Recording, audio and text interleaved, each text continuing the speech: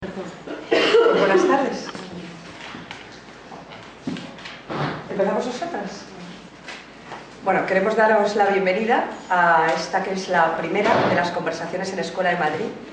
Veréis en el papel que os hemos entregado que tenemos previsto hacer otra serie de conversaciones en los próximos meses. Esta es un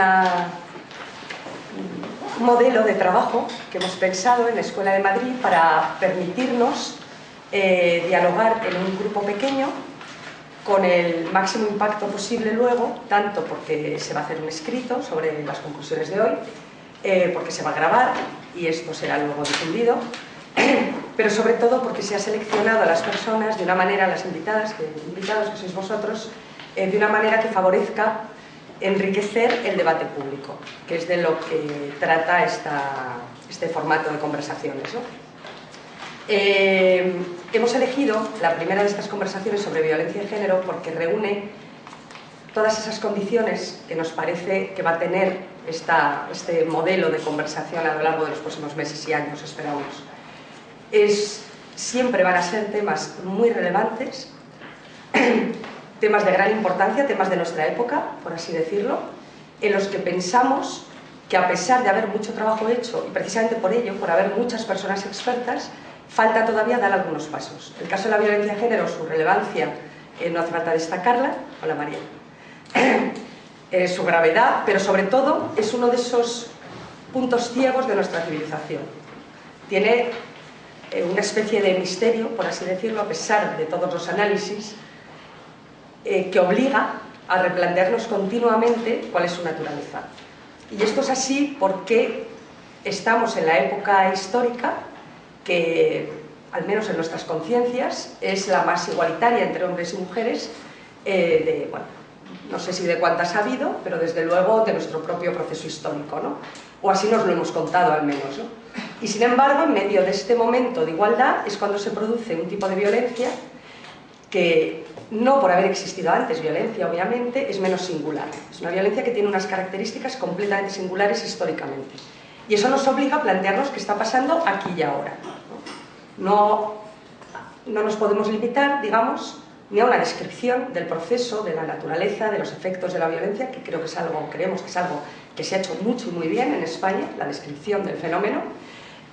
Tampoco podemos limitarnos a un análisis completamente abstracto de que esto se trata o tiene que ver con la naturaleza misma del patriarcado, lo que nos obliga a plantearnos por qué estaría en la naturaleza del patriarcado asesinar mujeres, porque ahora estaría en su naturaleza, cuál es el cambio que se ha producido para que eso exista en una sociedad mucho más igualitaria, y sobre todo, qué une, cómo podemos explicar lo que pasa entre las grandes teorías más o menos de la dominación o del poder y los comportamientos individuales. ¿Qué hay en medio que explica qué ideologías, qué procesos, qué educaciones, ¿no? qué socialización, etcétera, permiten que eso se produzca y se actualice como está pasando ahora? Y es justo esas teorías intermedias lo que nos parece que nos falta por discutir. No es algo que vayamos a resolver en una conversación, pero sí podemos intentar pensar desde otro lado.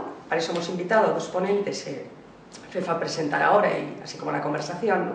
Y su formato, que tienen puntos de vista originales sobre el tema, que nos parece que no son los que están siempre en la comunicación pública o en la comunicación académica, ¿no? Tener este formato y tener estas invitadas nos permite dar un paso más que esperamos poder continuar luego en procesos cuya definición está por hacer. Veremos cómo continuar, si es con otra conversación dentro de un tiempo, que hable más de políticas, si es a través de la propia difusión de nuestras conclusiones, pero en todo caso creemos que hace falta espacios todavía muy libres, muy cómodos y muy mezclados, como creemos que es este, para seguir discutiendo sobre qué explica, cómo podemos explicar y por lo tanto cómo podemos intervenir en esta situación, ¿no? Dejo a Fefa que presente y enseguida empezamos. Buenas tardes, bienvenidas, bienvenidos. Es un placer y una alegría que hayáis aceptado la invitación a lo que es la primera conversación en Escuela de Madrid. ¿Qué son conversaciones en Escuela de Madrid? ¿O por qué hemos iniciado este tipo de espacio, este tipo de reuniones en este momento? Como os decía Begoña, y en eso coincidimos las dos, coincidimos también con el presidente y el promotor amigo que en vez de regalarnos unas vacaciones, que era lo que yo al menos necesitaba, nos ha puesto a trabajar. Y bueno, es un honor de alguna manera aceptar el encargo que hemos hecho un poco a nuestra medida y en función de nuestros intereses concretos, ¿no? Pues Conversaciones, en primer lugar, pretende ser un espacio de reflexión, un espacio de reflexión colectiva y un diálogo entre agentes de todo el Estado español, de todo el territorio español, sobre temas que consideramos importantes para discutir colectivamente y para que este encuentro nos dé la posibilidad de salir de nuestros propios nichos profesionales, de nuestra propia endogamia muchas veces marcada por el propio ritmo profesional y por nuestras propias disciplinas, y que facilite de alguna manera la aceptación. Cuando digo aceptación, lo digo en el sentido más clásico de la palabra, es decir, que sea un lugar de escucha donde cada una de nosotras, cada uno de nosotros podamos sentirnos afectadas por la experiencia y por el conocimiento que cada uno de los demás tenemos. Creo que es un tema el que hemos elegido que va muy bien con esta idea, porque sí, como decía Begoña, se ha avanzado muchísimo, se ha definido muchísimo el fenómeno, pero parece ser que no conseguimos dar con la clave para solucionar o para entrever la complejidad y generar políticas a medio o cortísimo plazo, que es lo que requiere la situación para poder enfrentarnos a este problema. Por eso, bueno, la gente que estáis aquí reunida, sois personas expertas profesionalmente, personas que habéis reflexionado en lo profesional y también que habéis activado y articulado agenda política. Sois gente que articuláis en buena medida el arte de hacer política activista con el arte de pensar. Y la conversación que aquí tenemos es esa unión que queremos hacer entre el conocimiento y la posibilidad que ese conocimiento tiene de crear a medio plazo agenda política, intervenir, ojalá de una manera cortoplacista, dado el problema que tenemos entre manos en nuestros contextos más concretos. Ese es el escenario en el que nos movemos, y el formato consiste, o así nos lo hemos planteado, no quiere decir que siempre vaya a ser así, puede haber modificaciones, es invitar a dos personas de fuera de Madrid. Creemos que Madrid tiene que recibir a gente que no siempre tenemos la oportunidad de ver ni de escuchar, de otros territorios, y esas dos personas son Carmina Serrano y Mercedes Fernández Martorell. Ella viene de Barcelona, es profesora de la Universidad Autónoma de Barcelona, de la Central, perdón. Y bueno, tiene escritos muy interesantes sobre el tema que vamos a tratar, así como un documental del que nos podrá hablar o el que podéis preguntar sobre el tema en cuestión. Es película documental, entiendo, ¿no? Y Carmina es psicoanalista, doctora en psicología, es la presidenta de la Asociación Terapia y Género, y también recientemente, hace un par de años, ha publicado una investigación sobre los efectos psicológicos de la violencia de género. Es el resultado de la tesis doctoral que ha hecho en el País Vasco, me imagino, haciendo trabajo clínico. Ellas dos van a hacer una exposición breve sobre el tema que les hemos pedido, de 20-25 minutos. Entendemos que es un tema que da muchísimo y que exige muchísimo y mucha matización, sobre todo. tendremos probablemente una réplica en el futuro, pero bueno, le hemos exigido 20-25 minutos de exposición y que esa réplica inicial o esa matización, ese diálogo, esa apertura al diálogo lo haga en primer lugar las personas invitadas que están en la primera fila. Javier Sáez, sociólogo, teórico queer, activista y bueno, uno de los que más ha trabajado los últimos años también en este país sobre homofobia y delitos del odio, que puede introducir en el debate nuevos elementos. Está Luis Seoane, que es también sociólogo. Estamos muchas sociólogas, sociólogos, psicólogos, psicólogas, alguna antropóloga, filósofa, bueno, ciencias sociales, estamos aquí reunidos. Luis Seoane es de sociología también, investigador, y ha hecho trabajos sobre violencia, especialmente en las relaciones entre adolescentes, y uno de los últimos trabajos. Tiene otros en su haber, yo es el que más conozco, especialmente a través de Begoña Pernas.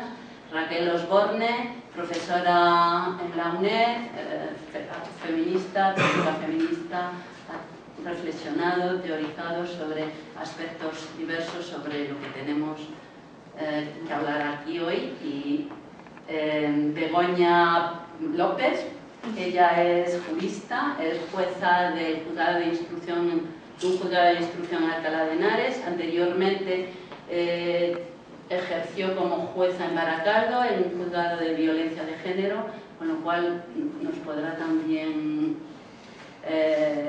ilustrar y de alguna manera reflexionar desde esa experiencia de la que tanto se ha hablado últimamente y no tan bien, por otra parte.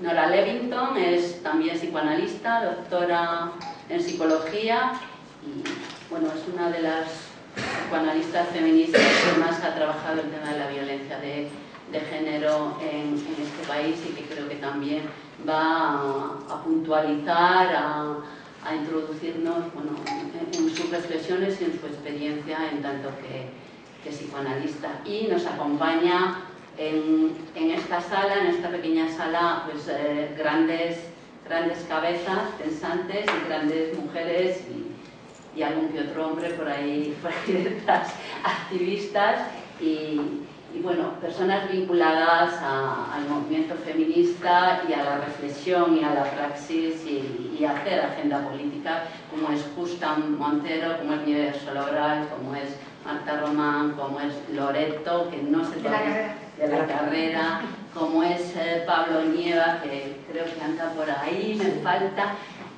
Mariana Aredo, que no le he visto llegar, que es una investigadora jurista y bueno, me falta probablemente a lo mejor algún nombre. Ruego que os presentéis, que habléis y que quede abierta la conversación con nuestras dos ponentes, la fila cero, y posteriormente abriremos pues, una reflexión colectiva. No sé cuál de las dos quiere empezar. Bueno, yo primero quiero dar las gracias a Begoña y a Nora, que estoy aquí por ellas. Me ha motivado, a ver, yo la investigación que he hecho durante muchos años ha sido sobre la perspectiva de lo que pasaba con las mujeres. Yo lo titulaba primero, que hizo de investigación mujeres atrapadas en relaciones abusivas. Me llamaba mucho la atención qué pasaba, porque una mujer no podía salir de una relación de abuso. Y entonces me encontré con que mi formación como psicoanalista no me daba para explicar qué era lo que pasaba, entonces me he tenido que dedicar a buscar por todas las disciplinas que me han servido. He tenido que salir del psicoanálisis, me he tenido que ir a la sociología, a la antropología, por donde he podido, para construir como una especie de password que me sirva para entender realmente lo que ocurre. Entonces, mi posición de género no me permitía tanto. Cuando Begoña me manda un escrito, me dice que hable desde la perspectiva de qué pasa al que ejerce la violencia. Le digo, Begoña, de eso. Pero bueno, eso me ha motivado. Justamente yo ya estaba en que eso hay que entenderlo, también qué pasa más o menos. Yo le digo, yo sé lo que pasa desde el trabajo de cómo lo viven las mujeres y qué es lo que el otro hace, pero yo experiencia directa de trabajo con hombres que ejercen violencia no la tengo. Entonces Voy a hablaros desde el efecto y de lo que yo he vivido y de lo que he investigado. Entonces, en ese sentido, lo primero, mi perspectiva ahora mismo, además de psicoanalista, soy constructivista, entonces quiero primero haceros que cada uno se haga un poco una pregunta.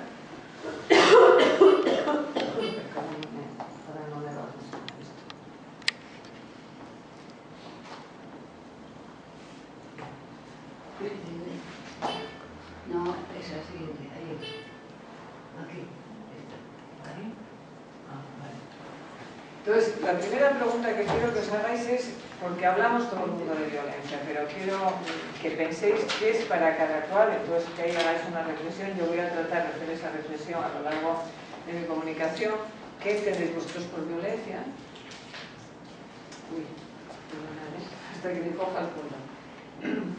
Entonces yo voy a haceros una definición que es la mía, que no es la que hace la Organización Mundial de la Salud, sino toda agresión material o simbólica ejercida sobre una persona. Entonces, un aspecto central para mí de la violencia es que no puede ejercer violencia al que le dé la gana. Solo puede ejercer violencia el que tiene poder sobre otra persona. Y la finalidad, entonces, yo voy a diferenciar violencia de agresividad. La violencia el que ejerce violencia tiene una finalidad, que es sojuzgar y fragilizar a la víctima para imponer los propios deseos sobre ella. Entonces, vamos a pensar desde la violencia económica, la violencia simbólica, la violencia emocional, todo tipo de violencia va a ser algo que alguien diseñe, no es algo, ahora lo vamos a ver como la agresión es otra cosa. Entonces, me encanta a mí esta diapositiva porque pongo, como no, que solemos identificar la violencia con la violencia física, y entonces ahí la posición, quiero que veáis, desde el principio os voy a decir que mi perspectiva va a ser una integración, cuerpo y mente para mí es lo mismo. El que sufre violencia estaría en esa posición que está esa mujer, va a estar hundido, va a estar metido hacia adentro, eso va a hacer que su cuerpo y su mente estén de una forma determinada. Entonces, lo que veáis ahí, ¿no? No es necesario golpear para hacer daño, una palabra duele, el silencio duele, una traición duele, el desprecio duele, la indiferencia duele. Entonces, creo que todos nos podemos sentir identificados con eso, porque todos hemos sufrido violencia, desgraciadamente, en nuestras relaciones interpersonales, y podamos empezar a entender por qué eso produce ese dolor. Entonces, siguiente pregunta que yo os hago, ¿es lo mismo para vosotros violencia que agresividad? ¿Creéis que la agresividad es innata o que la violencia es innata o se aprende? Esto va a ser todo un debate que viene desde el origen del pensamiento occidental, y creo que centraríamos un poco con el innatismo en lo que Freud toma tanto de, ¿no?, cogiendo todo el tema de Darwin, y como ya hay una interpretación excesiva de la perspectiva de Darwin de que la evolución sobrevive mejor, como de todo eso se ha apropiado a nivel del pensamiento y de la creación de significado en la cultura, y todo eso dentro del psicoanálisis, eso está estructurado como que es una verdad biológica y consensuada de que la agresión y la violencia pertenecen. Luego, si nos da tiempo, os leo, he traído una frasecita que Freud escribe en El malestar de la cultura, que lo deja claro y meridiano, ¿no? Mi perspectiva no es esa, mi perspectiva es que la violencia no es algo genético. Entonces, que la diferencia de la agresividad sí es un recurso instintivo que nos permite superar las dificultades que impiden satisfacer las necesidades biológicas, del apego, de la sexualidad, de la regulación, de las necesidades, entonces, del afirmarme a nivel social, etc. Entonces, yo voy a venir, y ahora esto es lo que yo os voy a querer explicar en toda... No voy a aseguraros que pueda llegar al final, porque voy a tener que meterme en muchas cosas que habitualmente no se tienen en cuenta al explicar la violencia, y entonces el aspecto central que quiero centraros es que el 96%, según la Organización Mundial de la Salud, estoy hablando de un estudio del 2014, de la violencia física que se ejerce en el mundo de la física, porque si no me van a decir, sí, efectivamente las mujeres también podemos ejercer violencia, pero de la física, el 96% es perpetrada por hombres. ¿Cómo se explica la violencia? Entonces ahora entiendo que vais a ver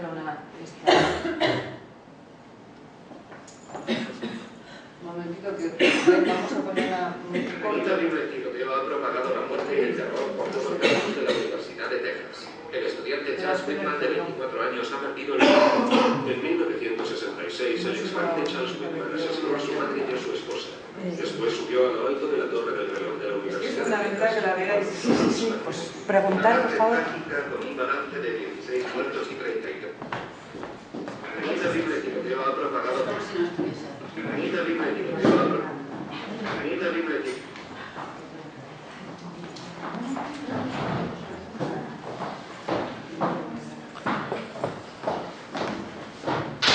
Que sale aquí, me sale a mí, pero no sale ahí.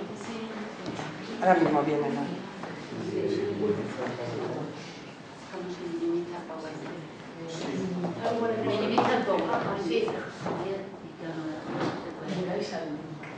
Igual aquí, María, a ver. Darle al link desde aquí. Sí, bueno. espera que esta chica controla. Al link le doy aquí y me sale a mí en el ordenador, pero no me sale.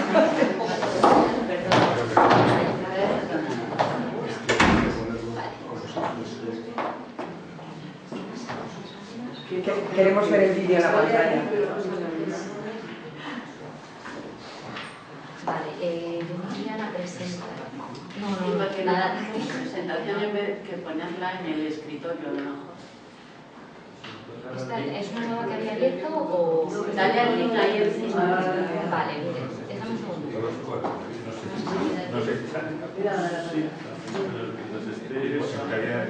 Lo que queréis entiendo, espera, que viene.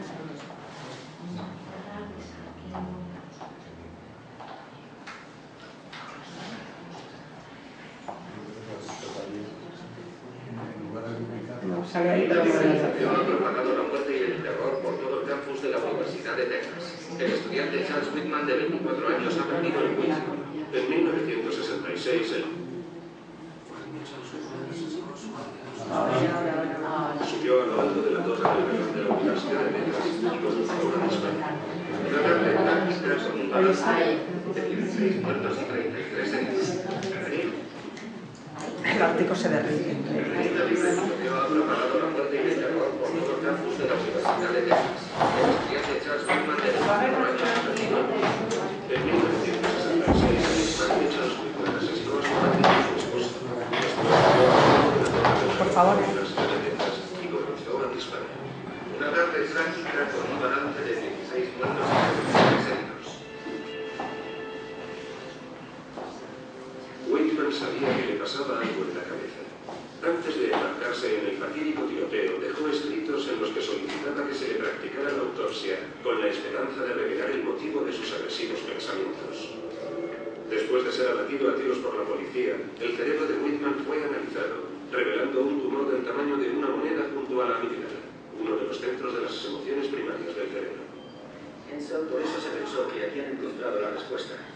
La lesión en la amígdala de Charles Whitman explicaría su comportamiento. En las décadas siguientes al tiroteo de Austin, una cosa ha quedado clara. El cerebro humano no es tan sencillo. Hoy en día, las tomografías y resonancias magnéticas permiten a los investigadores adentrarse en el cerebro de criminales violentos y descubrir su anatomía y funciones con todo detalle. Y utilizando sofisticados análisis de muchos cerebros han encontrado ciertas pautas. Josh Buckholt es un neurocientífico de la Universidad de Harvard que investiga las raíces biológicas de la conducta violenta. Bueno, si comparamos el cerebro de personas que cometen actos violentos con personas que no, se empiezan a ver algunas diferencias en los circuitos cerebrales que tienen que ver con la excitación y la regulación de las emociones. Uno de esos circuitos conecta la corteza prefrontal, responsable de los procesos cognitivos complejos, con la amígdala, centro emocional del cerebro, que se activa siempre que se percibe una amenaza. Si la amenaza no es real, la corteza prefrontal envía un mensaje a la amígdala para que se tranquilice. Pero si las conexiones cerebrales son defectuosas, es probable que el mensaje no se transmita. Parece ser que en esas personas las conexiones están interrumpidas. por lo que es más probable que cuando creen que se enfrentan a algún tipo de amenaza, reaccionen con mayor actividad de la amígdala y mayor excitación emocional. Pero, ¿qué puede estropear o dañar un circuito tan crucial? Al menos parte de la respuesta está en los genes que heredamos de nuestros padres. Blackhall y otros científicos han descubierto que ciertos genes pueden hacer peligrar las conexiones. Pero las cosas no son tan sencillas. Incluso si alguien tiene esos genes y las conexiones están debilitadas, nada garantiza que termine teniendo un comportamiento violento. No hay un solo gen, ni siquiera que por sí solos sean capaces de predisponer para un comportamiento violento. Lo que sabemos sobre las conductas complejas en general y la violencia en particular es que la arquitectura genética es muy complicada. En lo referente al cerebro y la conducta de las personas, todas las evidencias apuntan a una compleja danza entre los genes y el entorno, entre las influencias genéticas y las ambientales. En psicología todo tiene que ver tanto con la genética como con el entorno.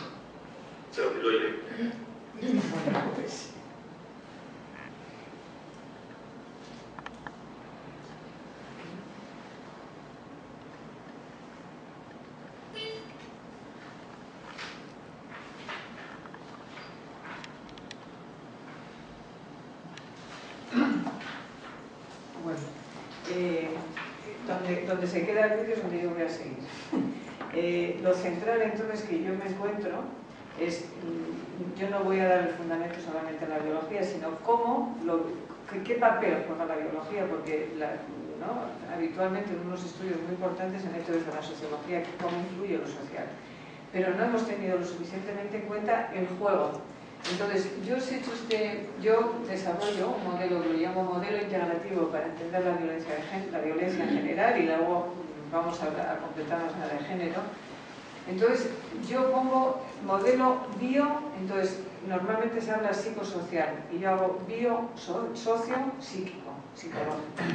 ¿Por qué? Porque lo primero, cada ser humano viene al mundo, como hemos visto, con unas dotaciones cableados para sobrevivir.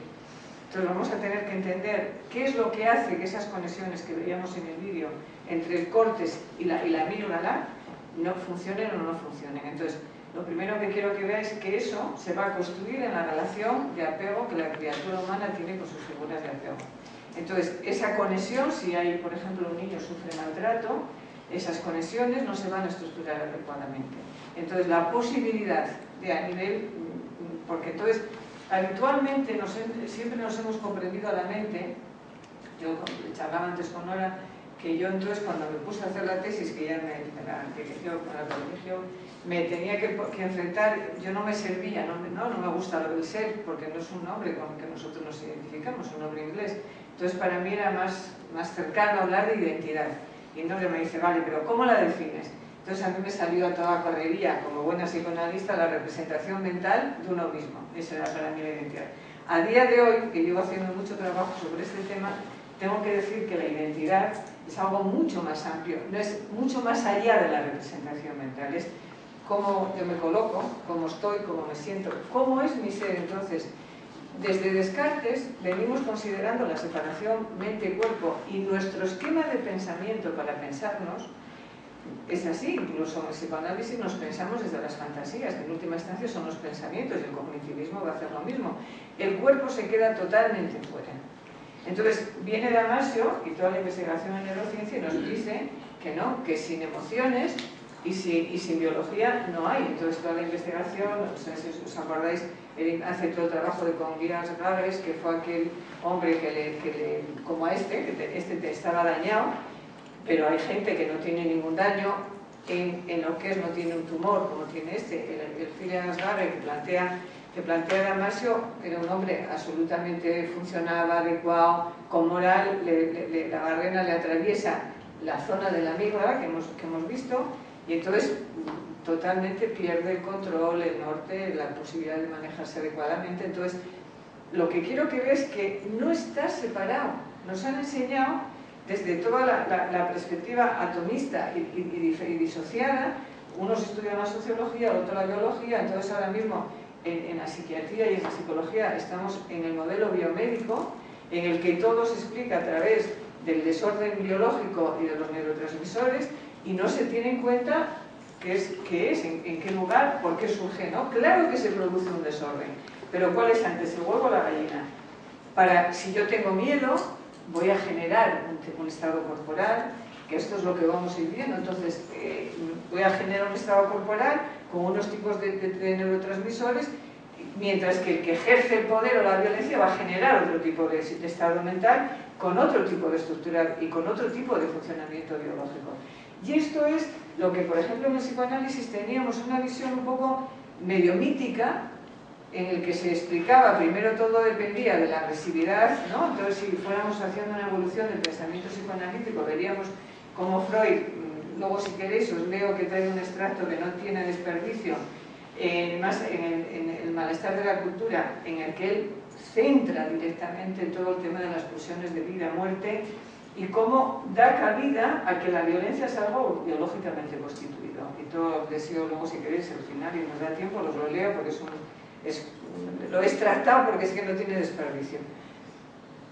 Luego aparece, ¿no? Melanie Klein todavía le da más fuerza, ¿no? Entonces consideraba que las criaturas veníamos con una pulsión destructiva, queríamos devorar el pecho de la madre, y entonces proyectábamos esa parte destructiva como que fuera biológica, y entonces viene Bowlby posteriormente y dice cómo se opone, y entonces hace toda la investigación sobre el apego, se apoya en toda la investigación biológica que posibilita que se cuestione toda una forma de formular y la forma de entender el funcionamiento de la organismo. Entonces, vamos a ver que entonces el componente, o sea, yo lo pongo separado, pero no está separado.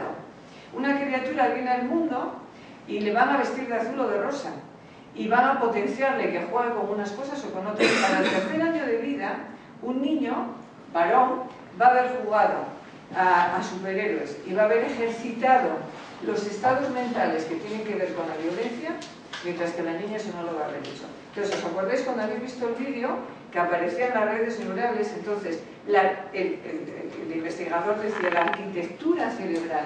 Nosotros venimos sin minimizar y sin crear estructura cerebral. La arquitectura cerebral se construye a través de la relación que se mantiene con el entorno. Entonces, a partir de ahí creamos las conexiones neurales y damos forma al cerebro. El cerebro viene prácticamente sin constituir. Entonces, cuando ahora mogollón de investigación justifica que la diferencia entre hombres y mujeres y la violencia, entonces hay investigación que justifica que es la testosterona, y que como los hombres tienen testosterona,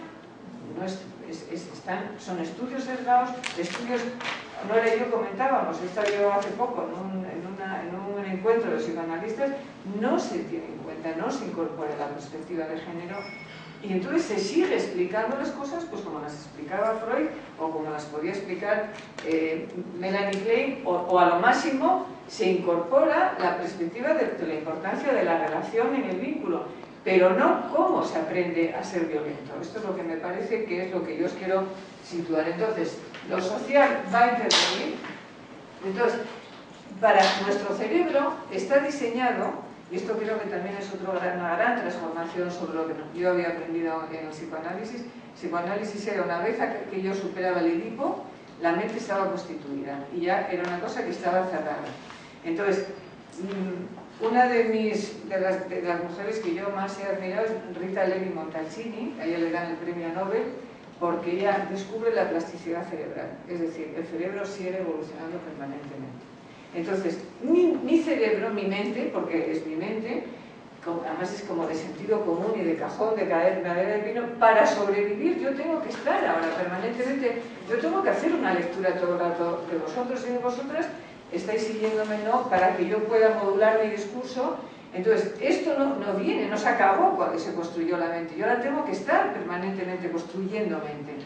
Entonces, en ese sentido, Nora y yo también comentábamos, yo puedo tener una mente suficientemente bien constituida, pero resulta que, imagínate que yo he confiado en la situación de que estaba muy bien en el mundo económico y voy y me meto en un piso y resulta que ahora todo viene abajo, me echan del curro y me desahucian. Entonces, todo eso no es que la persona que ahora vais a intentar suicidar es que de repente se volvió loca y es que tenía una historia con el padre que no había resuelto. No, lo que está viviendo ahora y la incapacidad de poder enfrentar esa situación genera estados de impotencia que van a afectar a todo el sistema fisiológico, neuroendocrino, etc. O sea, no estamos separados, somos una unidad. Entonces esto es lo que me parece fundamental que tengamos presente. Entonces, lo social va a estar incidiendo permanentemente en mi cerebro, en mi estado fisiológico, en mis neurotransmisores, y a partir de todo eso, cada ser humano va a constituir una subjetividad propia. Damasio dice, no hay un cerebro igual a otro. Es impresionante. Las redes neurales de cada ser humano son diferentes a otras. ¿Por qué? Porque en función de la experiencia yo he ido generando un tipo de estructura y de una arquitectura cerebral. Entonces, yo planteo que cuando uno vive en un entorno en el que la violencia está legitimada, he aprendido a conseguir lo que quiero a través de la violencia, el desarrollo para adaptarme a ese mundo tiene que ser violento. Y entonces todos estamos atravesados por eso. Y no tenemos, o sea, está en las 50 sombras del rey, está por todos los lados. O sea, los niños cuando están viendo cine, con los juguetes que juegan, permanentemente están las niñas aprendiendo a desarrollar unas áreas cerebrales que tienen que ver con la empatía y con el cuidado, y los chicos a lo que tiene que ver con el dominio. Pero entonces, lo que quiero que veáis es que lo que yo siento que con esto abrochamos aquello que Bourdieu decía, ¿no? Que cómo se hacía cuerpo. Entonces no solo se hace cuerpo, y ahora la investigación y el desarrollo de neurociencia nos permite saber que el cuerpo es cerebro y que también en todo el sistema nuestro está estructurado de esa manera. Entonces yo he desarrollado, un poco cuando hablaba César de políticas, no podemos ser igualitarios. O sea, para mí ahora mismo, en todo lo que he ido investigando, la salud para mí es una relación igualitaria. No hay salud sin relación de igualdad. Porque si no iba a aparecer, ¿no? Alguien me decía que habíamos estado compartiendo a Jessica Benjamin cuando ella hablaba del amo y el esclavo. Entonces, en una relación en la que yo tengo que arrollar al otro, ya no estoy generando y ampliando la posibilidad de que esa persona desarrolle y viva. Entonces ahí hay todo un aspecto. Entonces yo he desarrollado en la tesis, hice una investigación con las mujeres que sufrían maltrato, y yo iba viendo, porque llevo muchos años trabajando desde este ángulo, qué aspectos ellas, por qué no se podían defender. Esta era mi pregunta, ¿no? Entonces fui viendo, el concepto de competencia yo lo tomo de la pedagogía, porque creo que es también la otra gran olvidada dentro de las ciencias sociales. Entonces, ¿por qué lo tomo de la pedagogía? Porque la competencia es un concepto que a mí me permite salir de esa visión cerrada de la mente como algo aislado, que ya se construyó, y si te tocó la mala suerte de la China, de que naciste en un mundo que lo pasaste mal, pues ahí te has quedado con un carácter y una personalidad rígidamente constituida.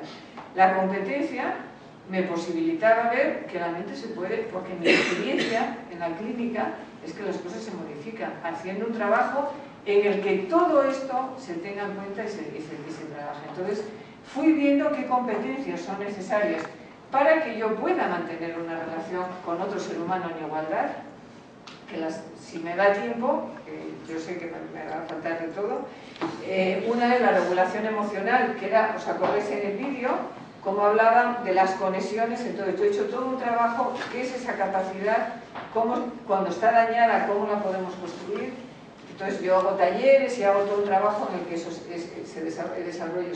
Otro aspecto central es el de la autoafirmación, que tendría un poco que ver con lo que desde el feminismo llamábamos el empoderamiento, pero más en el feminismo el empoderamiento tendría más una connotación más política. Y aquí la autoafirmación es más, yo lo defino como la capacidad de que cada ser humano sea capaz de defender sus propios deseos, sostener sus deseos. Entonces, aquí me encuentro, porque yo estoy trabajando ya con hombres, que hago un cuestionario que la gente contesta. Entonces, los chicos me salen, ¿no? Yo hago pues imagínate, contesta del 1 al 6 en un link, y todos los chicos se van al 6, y las chicas nos quedamos entre el 2 y el 3. Entonces, la tesis a mí me daba que era muy sensible este cuestionario para evaluar realmente las personas que sufrían violencia, y ahora lo estoy utilizando para evaluar las diferencias de cómo utilizamos, porque la autoafirmación para mí es el poder. Entonces, ahí hay que ayudar a las mujeres a desarrollar el poder personal y con todo lo que eso implica. La otra competencia que trabajo es la de la asertividad, que es otro aspecto que no se contempla, y entonces, ¿en qué medida a través de la comunicación yo puedo estar comunicando de forma agresiva, puedo ser asertiva, es decir, puedo afirmarme o puedo someterme? Entonces, luego vamos a ver cómo el sometimiento también en el psicoanálisis se identificaba con el masoquismo, como que era algo que las mujeres gozaban con ello, y ahora vais a ver que la investigación en neurociencia parece que es uno de los mecanismos defensivos primarios de los animales. La sumisión, cuando veo que no puedo atacar o escapar, me someto. Entre los perros en el mundo animal es un mecanismo adaptativo. Entonces, yo a las mujeres que están ahí atrapadas les pongo en valor que ese es un mecanismo, no porque les gusta estar en esa situación, sino que es lo mejor que pueden hacer para sobrevivir. La otra que voy a trabajar es la mentalización, que es la mentalización, yo la defino y me parece muy importante que lo tengáis presente, la capacidad de saber que mis pensamientos son el producto de mis estados emocionales. Es decir, todos sabéis, cuando uno se enfada con el compañero o con la amiga, todo que nos empiezas a generar, porque estás en un estado emocional que va a ir acompañado de una cognición en la que empiezas a elaborar, ¿no? Yo siempre digo, como en las películas de Hitchcock, empieza a aparecer increciendo la tensión, y todo menos bonito, perro peludo, un animal con patas, o sea, ¿no? Tú vuelves, te regulas emocionalmente y le ves desde otra perspectiva a esa persona. Entonces, creo que es muy importante que podamos, esto ha pasado en la ciencia también, ¿no? Que todo el mundo se centra y mi conocimiento es el que es, pero que esto a nivel subjetivo podamos saber que mis pensamientos no son una copia exacta de la realidad y que van a estar absolutamente condicionados por el estado emocional en el que yo me encuentro es central, y cómo regularlos para poder mantenerme un equilibrio. Y la siguiente que planteo es la valoración, evaluación, que sería un poco la capacidad de valorar justamente mi valía y los demás, y en esta competencia yo introduzco la ética y la moral. Entonces ahí también totalmente con todo lo que eso implica a la hora de dirigir y conformar mi mente, ¿no? y mis orientaciones. Y por último, que esta yo no la investigué en la tesis, y como me quedé, cuando ya entré en la tesis dije, mira, fijaros que yo vengo del psicoanálisis, la sexualidad, no había tocado la sexualidad. ¿Por qué no la había tocado? Porque yo en la clínica, con las mujeres maltratadas, no aparecen. Su objetivo en la vida es sobrevivir, no sentir placer. Entonces no aparecía. Cuando lo entremos, cuando me doy cuenta, entonces ahora estoy haciendo todo un trabajo para entonces introduzco la sexualidad como otra competencia, que es para mí la capacidad de sentir placer y de buscar placer en mi propio cuerpo o de los demás desde el respeto. Esa sería un poco la definición que yo hago. Entonces ahora, mira, que es que no estamos en presentación, ¿no? No.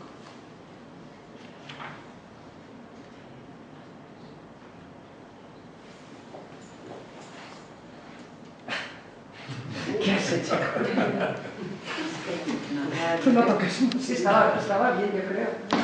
No, ya está. Es que tarda estaba corto en hacer la lectura. Bueno, yo quiero presentaros algo que para mí en mi investigación me ha ayudado muchísimo a entender el cerebro y el funcionamiento, que lo hace muy sencillo.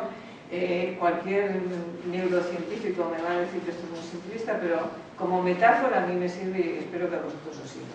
Este hombre se llama McLigan, es un neurocientífico que se murió en el 2007, y él desarrolla toda una teoría que se ha confirmado que es real, cómo nuestro cerebro es el producto de la evolución.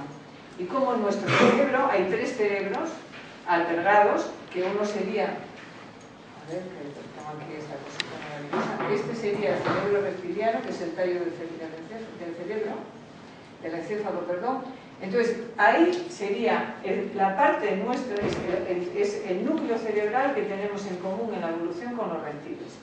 Este sistema es absolutamente automático reflejo, nosotros no tenemos que hacer nada para que nuestro corazón lata, para que estemos respirando, para mantener una